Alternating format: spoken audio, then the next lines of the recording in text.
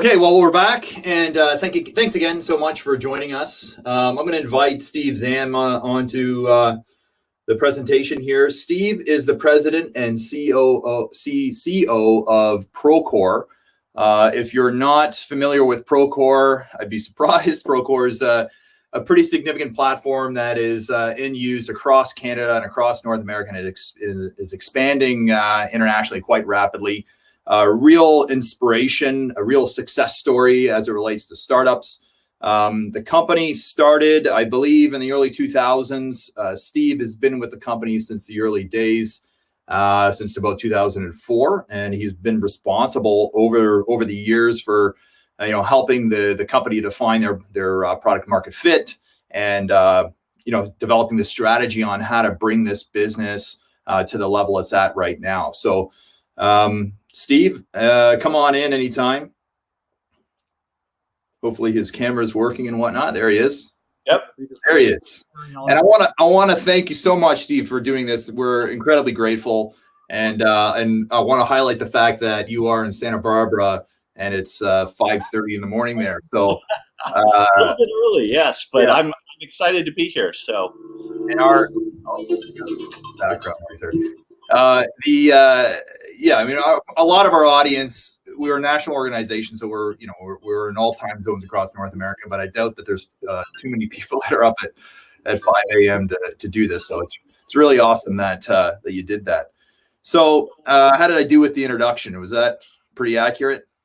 That was great. Yeah, absolutely. Procore was actually founded by a gentleman named Tui Cordomanche, who has some little bit of familiarity to a lot of people on this webinar, I'm sure. Tui started the company in 2002, and I think if you look at the problem that he was trying to solve, it was something that, due to his background in construction as well as his background in technology, he really saw a need for improved communication and collaboration. What he was seeing in the tools of the day back in the early 2000s were really, if there was any technology, it was simply put in place to log the progress on the job and to protect against future lawsuits. But it wasn't really a tool that was meant to improve the actual work during the course of construction, or that was meant to really lead to much tighter teamwork across the project team, collaboration, communication. So that's really the problem that Tui set out to solve. That was, as I say, in the early 2000s. And I came along because our kids were in preschool together. They were 3 and 4 years old, if I remember correctly. And we happened to meet. I had done another cloud-based business based up in the Bay Area before moving to Santa Barbara. And then once I got to Santa Barbara, met Tui. He talked to me about this idea of having a cloud-based application for allowing folks on the job site to communicate, and that's kind of where it all started. Yeah, and you had some tremendous experience up to that. Like you had founded a business during the sort of .com era, and you scaled that and you exited successfully, and at that point you were kind of looking for the next big thing. So what attracted you? I mean, other than the personal relationship, was there something that attracted you to the problem of construction, or was it just seemed like something you could sink your teeth in, or what had kind of inspired you to plant roots with Procore? Yeah, the company I had done prior was an online learning company, much like LinkedIn Learning would be today, except we were so early in the internet that it was pre-video and just web pages for learning. And what was exciting about that company to me was the business model. The business model was really a single code base that could have what we call a multi-tenant application. In other words, it's the same as just about every application that you use today, where you don't install. If you remember the old days of client-server computing, you used to install software from a DVD or even a CD-ROM onto your hard drive, and that was how you got software. And to me, the exciting thing about cloud was the fact that you could always be updating that software. You didn't have to physically ship software. Mm-hmm. And so, and it was great if you had a distributed audience for those courses. In the case of Procore, what was attractive to me was that we were taking the same business model of using cloud-based software, not having to ship software or install software on hard drives, and getting that to people at job sites. Now, I was tremendously naive because I believed that there would be connectivity on the job site, Right. which really at that time, if you think back to the early 2000s, the only connectivity was Wi-Fi. Wi-Fi on the job site was not that common. Yeah. And if it was at the job site, it was only going to be in the job site trailer. And the job site trailer is not the job site. The project takes place out on the site, which could be huge, and it's not going to be in range of that Wi-Fi signal. I recall those days. I had my cell phone double as a walkie-talkie. Exactly, right? Because just to find someone on the other side of the job site, and if you were looking for drawings, you'd have the youngest kid on the job site. You'd send him back to the job site trailer to grab the big roll of drawings and then run across or all the way up the stairs to where you were. So that was a very real issue when we first started the company. I knew nothing about construction. Tui was a long time fanatic when it came to construction. He actually started in junior high school when he was 13 or 14, started sweeping up at a cabinet shop, and then went on to become a journeyman carpenter and hung out at the union hall with the older carpenters and really had a love for construction. And he told me, this is going to be the future. I didn't really believe him because, I knew this was a little far-fetched, but he took me on what was really a sales call in Southern California and introduced me to an elderly gentleman in his 70s. And when that gentleman saw the demo of Procore in the very early days, this is in 2004 or 2005, he turned to me afterwards. He said, this is going to be the future of construction. And my feeling was if a customer and not a techie could see that, someone with decades of experience in multifamily construction, if he could see that, then that was enough for me. And that's when I kind of jumped on board full time.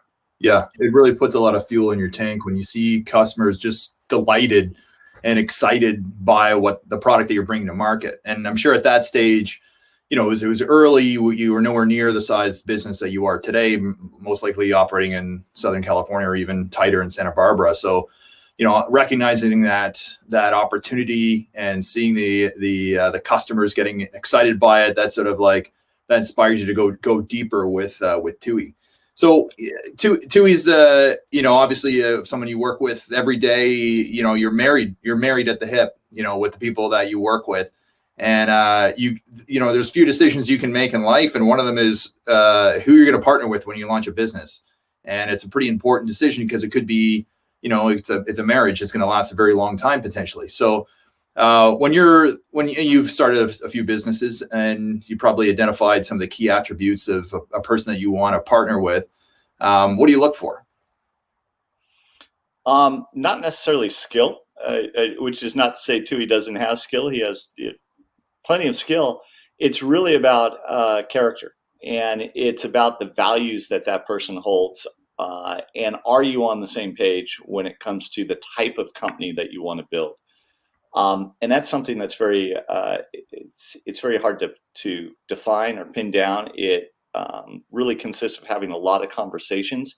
It's not just about the business idea, right? But it's in how are you going to approach that business idea? What are your partner's attitudes towards customers? What are your partner's attitudes towards the industry that you're going to work in? What are your partner's attitudes about how they want to run a company, how they want to treat employees, what type of people they want to work with, and most importantly, what do they place the highest priority on? And so those are all the things that you really have to get to know about your business partner before deciding to move forward. Right on. Did you, at the early stages, did you establish sort of like a clear purpose that guides the mission of the organization, or did it take a long time to sort that out, to create sort of the North Star that anyone who was hired and brought into the organization would just clearly understand and be working towards? Was that out of the gate, with these inspiring conversations with the customers? Did that identify the North Star, saying, hey, we have to solve this problem. This is what our customers want? Or was there like a murky time where you were trying to figure it out? Not so much a murky time, but it's surprising to me looking back on it, how long it did take us to kind of define our mission, vision, and values. We ended up defining the values first, and we only ended up defining the values after we got to product market fit, which for us, in our case, with Procore, was a 7-year journey. If you think about that, because we started the company, really got our first round of funding. TUI had been doing it since 2002. We got our first round of angel funding in 2004. And then the great recession hit in 2007, 2008. No one in their right minds was going to throw money at a construction technology firm back in the crash of 2008, 2009. Right. We hung in there and really got to product market fit only once bandwidth and mobile devices made it to the job site in 2010, 2011. If you look at when 3G and then 4G cellular, along with tablet devices, which didn't hit the market until 2010, smartphones and the iPhone didn't really make it into a state where they had the App Store and all the partner apps until around 2010 as well. Yeah. So once we got product market fit, all of a sudden we started having more customers at the end of the month than we did at the beginning of the month. Right. Up until then, we've been losing customers as fast or faster than we could add them. And so when we finally did get that product market fit and said, hey, we're going to grow this business, that was the point at which we said, who do we want to be? What type of company do we want to be as we bring more people on board? That's when we codified and came up with the values of ownership, openness, and optimism. And then it was still another couple of years before we crystallized in the mission of Procore, the what of what we do, which is we come in every day, and what we're trying to do is to connect everyone in construction on a global platform. And we can break that down later if you want to talk about that mission statement. And then ultimately that led to the vision, which is to improve the lives of everyone in construction, which is interesting because if you go all the way back to 2002 when TUI was by himself and what he wanted to do, what he wanted to create was a company that could in fact improve the lives of everyone in construction. Yeah. I just don't think he really knew it at that point. So I love that as a mission, and I work with a couple different startups, and they have products that they offer, productivity. They help you to control your data, get insights, that sort of thing.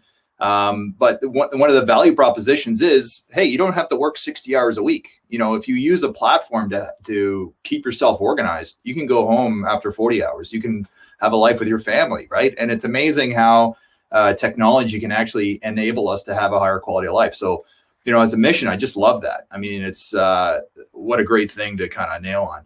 You mentioned a couple of different things that I want to explore. The culture thing is so important, and I think that really ties into attracting and retaining talent. If you create an environment that people want to work in, you're likely going to hold on to the people that you're able to get to come into the organization.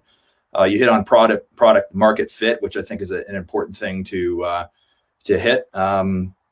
I forget the other thing, but so around culture, you're in Santa Barbara, your head office, and then you've got like 15, 16 offices spread out around North America and the world right now. You're competing with the Googles and Amazons and Apples, et cetera, for talent. What do you look for in people, and how do you compete, or are you looking for a different type of person entirely, and then you train them, or how do you acquire talent and keep them? Well, Procore now has over 2,000 employees, and as you said, we're kind of spread around the globe. We're definitely not just looking for people who have experience in construction technology, nor are we looking for people who necessarily have experience in construction. only about 10 to 15% of Procore's employees actually come from the construction industry.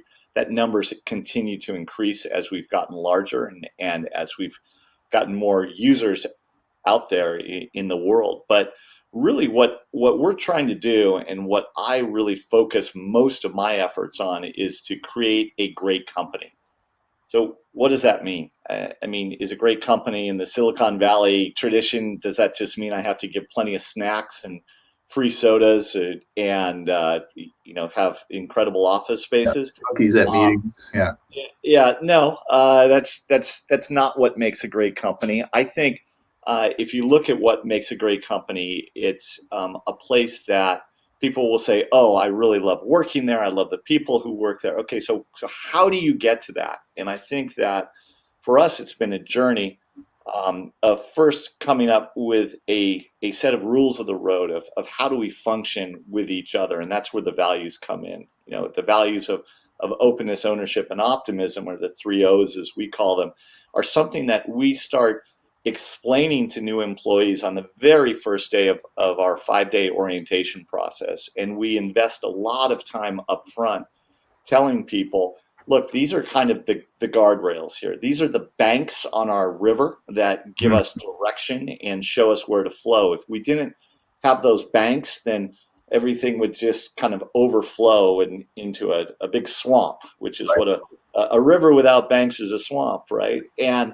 so what we're trying to give to people is kind of saying, hey, this is how we work together. And we give tons of examples and kind of illustrate that. Then we provide that mission of connecting everyone in construction on a global platform, so that people have a very clear idea of why is it that we're even here. Right. And the vision to improve the lives of everyone in construction gives everyone a big, audacious goal. Now, you should be able to find something within that is a hook, if you will, that makes Procore have purpose. And the purpose has to be more than just the paycheck, because any company can give people a paycheck. But what we want to do is provide people with a purpose beyond that paycheck. Mm-hmm. Is it the people? Is it the way we work? Is it the fact that we can improve safety on the job site? Is it the fact that we can get people on the job site home sooner so that they can go see their kids' soccer games? There's something in there for nearly everyone. And although it helps us attract and retain great employees, really the secret to all of this that we didn't see, and I didn't see when I first started kind of thinking about these ideas, is that ultimately it also helps us attract and retain great customers. And our customers come to us and they say, we really like your people. We like the sales process, believe it or not. We like the implementation process, because your employees seem to be so enthusiastic about the jobs that they're doing. We even love the customer support. When we call your customer support, your team, for all of you who are building companies out there, your team has to love it. They have to really care. And caring about your job, that's another way of thinking about what is very popular when you read about companies today, about employee engagement. They have to be engaged. And studies show that in the US at least, nearly 70% of employees are either neutrally or negatively engaged with their jobs. So if you can just be in that 30% that creates a company that engages your employees, that makes them so when they come into work in the morning, they actually care about what they're doing and what the company is doing and care about their customers, that right there is a formula for success for not only attracting and retaining employees, but attracting and driving revenue because of your culture. Yeah, and I agree. I mean, I've encountered a lot of Procore employees especially when I was in a purchasing position. I would agree that they're likable people and they're happy and they're friendly, and it does make a huge difference as it relates to how you perceive the company. Because when you pick a partner, you have to work with people, in a similar way that you pick another entrepreneur to partner with to start a business. When you hire a company and they're going to provide you a service or a product, you're interacting with those individuals. You want to be able to get along with them. So I think that goes a really far distance. I would give a shout out if everyone's looking for an example of that.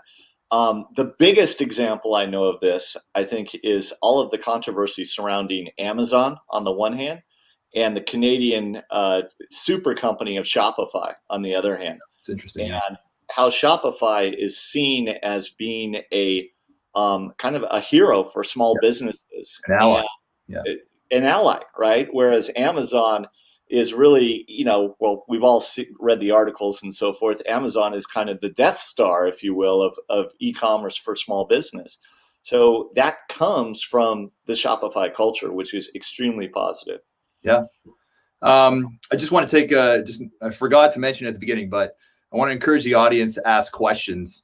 And I'll direct these questions as I receive them. So there's on the panel on the right-hand side, there's a spot to add questions, and then I'll receive them. I have a question here from Jerry. What was the biggest personal struggle that you had to overcome in becoming an entrepreneur and leader? Was there something in particular that you had to overcome to become the person you are today, or was it just natural? I think I've always had this desire to kind of run my own business and kind of not work for a larger, more bureaucratic company. I say that as we're at the top of what feels like a very large company to me. At 2,000 employees, Procore is the largest one I've ever worked for. I think that the hardest struggle was just continuing to believe in the 2008 2010 time period. Both Tui and I had to forego taking any salary because there wasn't any money, and there weren't any customers. And what money we did get, we had to use to pay our underpaid employees at that time. But I think that was probably the hardest one. But I've been so fortunate because through my entire entrepreneurial journey, both with Procore and the company before, I've always had people who believed in me. In particular, my wife never said to me, "Oh, you got to stop this craziness and go get a real job." She was always there for me and able to give me that support. And having a strong network of friends who understand what you're doing, I think it's probably more understood, the whole spirit of entrepreneurship today than it was 20 years ago. But I think you just have to persevere, and you have to believe in yourself. You have to really pay attention to the lessons that you can learn. Again, 20 years ago, there really wasn't any capability to hop onto YouTube and to listen to some of the greatest entrepreneurial minds on one interviews. Mm-hmm. The resources are so much stronger now, not only for learning, but for networking with tools such as LinkedIn. So yeah, fantastic. You mentioned product market fit earlier, and I want to revisit that a little bit. Because Procore went through a big pivot, right? At some point, your product initially was very focused on residential construction, and then you pivoted and refocused on commercial, and then you had a lot of growth after that point, right? So maybe you can kind of explain that journey a little bit. You started one place and then reevaluated. What was that process? Was it accidental, or were you constantly trying things, or how did you go about figuring that out? And how did you know when you did? Yeah, just the notion of the pivot and my personal experience with Procore in particular was so. When I first learned about what is now called lean startup methodology, or the ability to do market validation before you launch your product, I became so passionate about that idea, and this was in 2012, 2013, around there. I became so passionate about that idea that I actually did part-time in teaching at the local university, University of California in Santa Barbara, because to me it was, if I had known then what I knew now kind of situation. And I stumbled onto the curriculum by Steve Blank. That's Blank. If you go to steveblank.com, I believe it is, he has this wealth of teaching. Steve Blank was the teacher who taught Eric Ries, who ended up writing the book called The Lean Startup. And the central idea for Blank, for Lean Startup, is really market validation. Talk to your customer before you build your product. And that was something that it took us a long time to get to. The reason that Procore did that pivot from residential to commercial was really due to the customers. And as we allowed the customer voice to dominate the conversations internally, that's when more success followed. So if you have the perfect technology and you know that you're solving the problem in a perfect way, and you're not hearing that opinion from your customer first, but you're doing it in the kind of the mythical inventor type mode, please go talk to 100 customers, which is what I had my students do in the course that I taught based upon Steve Blank's methodology. Have 100 in-depth, in-person interviews. And the way you're going to know you've got it is when your customer leaps across the table practically at you and says, I need this now. Whatever it is you're building, I need it. And you're going to say, oh no, it's not done yet. It's not ready. I couldn't possibly give it to you. And they say, I don't care. Solve my problem. Give me your technology. Give me your solution, your process, whatever it happens to be. Please, I'm willing to pay you for it. When you find yourself in that situation, that's product market fit.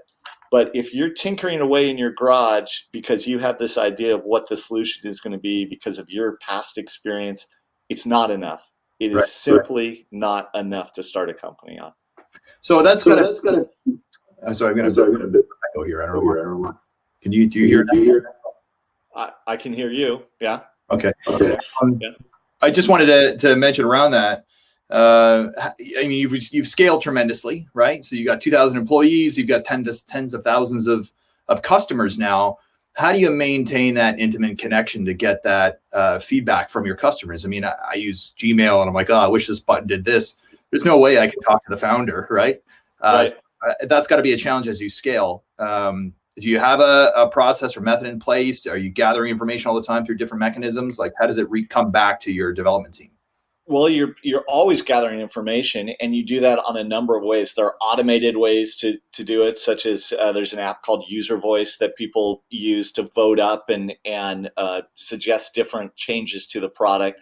But the automation takes away the humanity, so you always have to be doing those customer interviews. One of the things that I'm super proud of Procore for doing are gatherings that we call innovation labs. And the innovation lab is where we try to solve a specific problem, and we look at the user input that comes in through customer support or our customer success, the account managers, and we invite the users that we feel would have really strong insight into solving that problem. And it could be, let's improve the submittal workflow.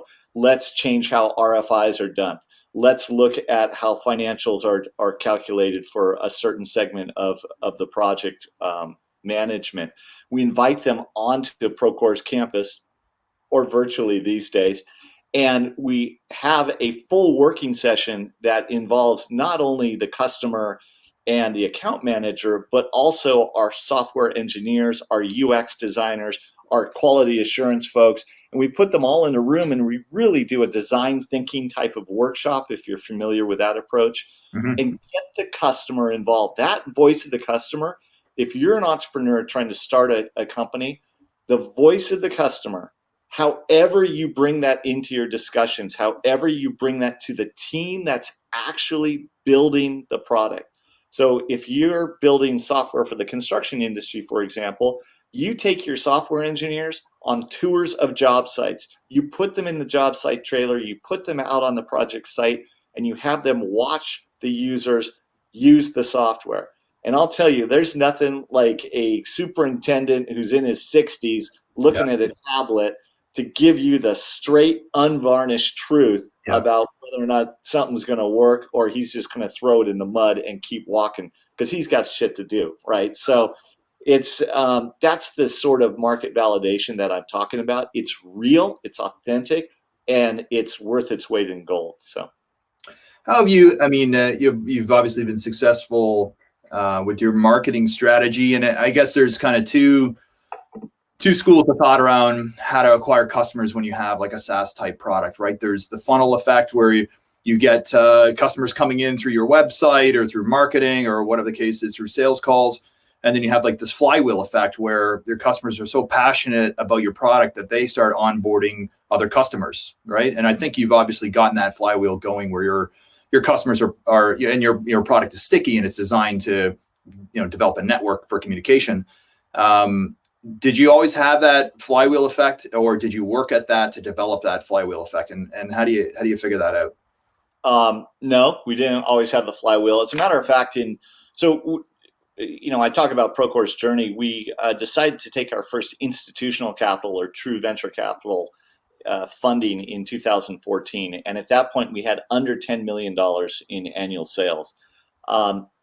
The addition of that venture capital funding, what it did was allow us to build up this capability that is fairly standard with cloud-based software companies today, of having a sales process that really goes after that target market and makes sure that the target market is aware of the solution, that the target customer trials the solution, and then that you can actually create that customer.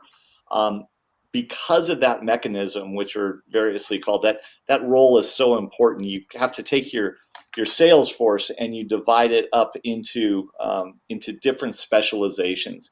And so the first specialization is really what we call the sales development rep, or an SDR. Fairly standard role, great role for young people trying to get into the technology industry. And their job is really to find a prospect and to qualify that prospect. And then they pass that prospect on to a salesperson. And the salesperson, once they have a customer that wants to do business, they have someone that comes in and then helps them with the contracting. Right. And then once that customer is on board, the salesperson doesn't do the training or the onboarding. There's an implementation manager who does that. And then once that client is up and running and implemented, then there's another handoff to what is called customer success in the software industry. So what you're seeing there, regardless of what you call the roles, is that as you grow your business, you need to divide the talents and the specializations into the areas that provide the most value for that salary that you're paying for those employees. When we were first starting, everyone did everything. And then you go to the next stage where the salespeople sell, but the account managers end up doing the implementation and the customer support. And then you go to the next stage where implementation becomes its own specialty and customer support becomes its own kind of thing. So you have to continuously be looking as you grow your business at specializing and saying, where do I get the value right from this individual? And that's where you want to double down, is look for your leverage points. So if we hire more SDRs, will that result in more sales leads? If we get more sales leads, are we focusing our account executives so that they close more business? Is our close rate going up as a percentage of conversation that they hold, right? And retention, right? And then there's retention, and retention for a cloud-based company is everything. Retention talks to not only customer support or customer service, but it also talks to your product design. So is your product designed in a way that it can be easy to use, in a way that people will talk about it to others? If you remember back to the early days of some of the online storage companies such as Box or Dropbox, the very early days, I still benefit from this. I have an account that is a certain number of gigs through Dropbox because I invited other friends of mine to try out Dropbox, and every time one of those friends, Procore employees, right, I would get a larger online storage. So when I did that, that was an element of this flywheel that you talk about. For Procore, that flywheel is really our pricing model that says you can have unlimited users on your projects. There's typically going to be the facility owner or the general contractor or the specialty contractor can pay for Procore. Right. But if they invite folks to the project, they can have whoever they want, which increases our user base, which allows people to carry their knowledge of Procore onto the next project. That's our flywheel effect. So it's like a referral benefit, a referral incentive. It's a referral incentive. It even goes down to in the very, not the earliest days, but around 2015, we started offering Procore at no expense to colleges and universities that Yeah. were teaching Smart. construction project management.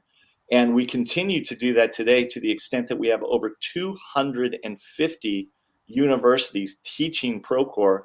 And for all of you who are in the construction industry, it's probably not as hard to find Procore skills, especially in younger people, as it used to be maybe 5 years ago. And that's very intentional on our part. We're trying to increase Procore literacy and thereby have another way to drive that flywheel of adoption.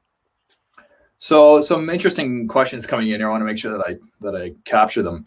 One of the questions is a little bit challenging. So, when you're getting that customer feedback from your users, have you ever encountered where they don't really want to give away their business logic, and they feel like they're contributing more than they're getting back by just giving you all their ideas? Do you have any way to compensate them, or is it the compensation is that the product improves? I mean, how do you manage that when that happens? Yeah, it's really funny because I'm thinking of those conversations. We would go in, especially when we were a smaller company, we'd go in and we would sell to a GC in Houston, Texas, for example, and they would say in their kind of Texas drawl that I won't try and do, but they would say, hey, we want to be the only guys in Houston that get to use this. And if you can't do that, you can't commit business suicide on behalf of one client, right? You have to be very comfortable saying to your clients, thank you very much.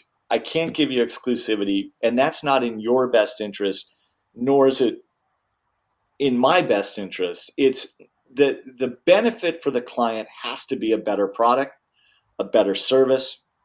We have customers that signed up for Procore, and some of them may be watching this right now. And if they signed up with Procore in 2015, even 5 years ago, they would never have imagined that Procore would be the company or the service that it is today, with over a dozen different products, over 250 different partners in our app marketplace, the ability to bring in so much other functionality. I know they didn't imagine that that's what Procore would be in 5 years, because I didn't imagine that's what Procore would be. But we've continued to invest in that platform, in the product, because of that vision, because of that mission. And I think as a customer, you have to pick your partners that are going to optimize for the long term and the long-term vision. And you as a customer have to be willing to do the same thing. I mentioned Shopify earlier.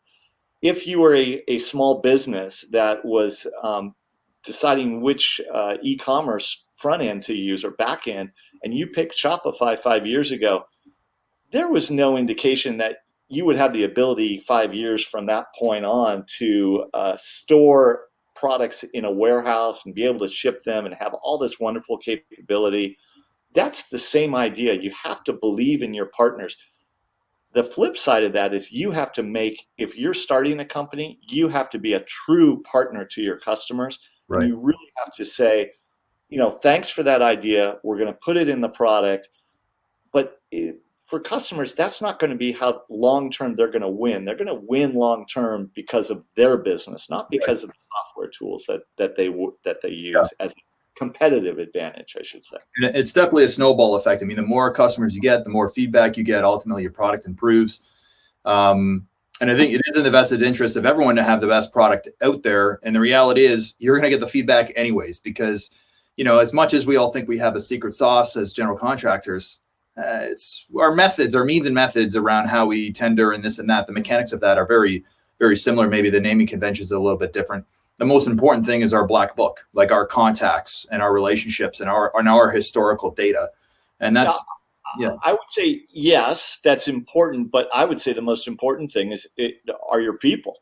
I mean, people are doing business with people. Let's not lose sight of that. Yeah. And at the end of the day, if your project team that you put out there on the project site was awful to work with, and the owner didn't like your people, and you didn't problem solve in a collaborative way, you're not going to win more business from that owner, right? 100%. I mean, if your people aren't happy to go to work, and if they're not using the the latest and greatest tools, especially young people who just expect to go to work and use something that is as intuitive as say Instagram or whatever the case is to do their day-to-day job. If they don't have access to those kind of tools and they know they exist, then that's demoralizing. So giving people the best methodology, the best tools, I think it makes a huge difference.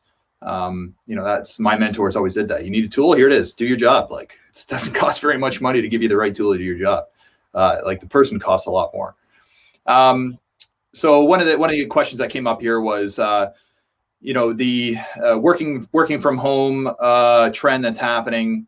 Do you see that as a permanent change, and is that affecting how you're envisioning the future of Procore in your offices, or do you think that do you offer flexibility, or how are you managing that going forward? What do you think is going to happen? Yeah, well, you just said the key word, that the change that is permanent is that flexibility. And now I'm talking to people who are, who have jobs that can be done from the home office. If you're a construction company, obviously your employees are going to be, many of them are going to be out on the project site. But for those who can work from an office or from home, I think where we've landed as a company, so all 2,000 plus Procore employees are working working remotely, either from their home offices or from some sort of workspace that's not a Procore office. And the permanent part is going to be the flexibility. The permanent part is going to be the fact that some employees are perfectly fine being at home 100% of the time, never having to come in because of tools like Zoom and Slack that we use. That's about 40% for us of the workforce, largely the software engineers, the people who build Procore. About another 45% are what we call at flexible or flexible workers who want to come in order to collaborate with each other, to meet even in the future. We'll be able to meet with prospects and customers in the Procore facilities, and they might be in maybe 2 days per week. And then the third category is really those people, typically because of tenure or length of experience, age, if you will. So how junior are they? They really need to be in the office 3+ days per week, probably 5 days per week, in many cases for absolute first job out of university, for example. But you have to be flexible, because if you say to everyone, as soon as this COVID thing goes away, as soon as we have a vaccine, then everyone's got to be back in the office 5 days a week. That may be what makes you feel more comfortable, but you're going to lose out to other employers in your industry who say, you know what? Yeah. If you really want to be productive, we feel you can be productive at home. If you want to collaborate, you should come to the office. If you want to do a team session, come to the office. If you want to meet with clients, come to the office. But we understand that you can be at home for 2 days a week and do heads down work. Yeah, that's who you're competing with in the future. Yeah. So it's got to be a balance, I would imagine. Though, I mean, if you're a young person, you want to see the boss in person. You want to get their attention. You want to learn from them. You want to have that direct relationship. So I do think there's got to be a balance of saying, hey, if you have a longer tenure and you could probably work from home effectively, well, come to the office anyways to mentor these junior people that are hungry for that relationship and your knowledge and experience, et cetera. Yeah. So I wanted to talk a little bit about the future. So, we're, obviously major changes over the past 5 years, and it's going to be constant where technology is just influencing the way we work. We see AI becoming new tools emerging with some AI in them. There's maybe the mechanization of the construction industry. We're seeing things becoming more productized. We see a big trend around prefab and mod right now. What do you think is going to happen overall with the market? What trends do you see, and how are you reacting as a business?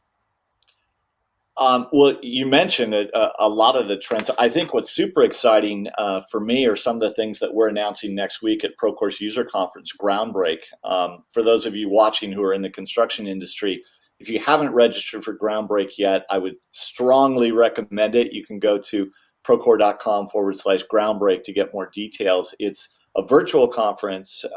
Again, we're finding that you can put so much content into these virtual conferences that, as we're seeing right here. And Groundbreak is going to be where we announce a lot of forward progress when it comes to, in particular, machine learning and AI is where we're seeing the biggest advances from a technology standpoint.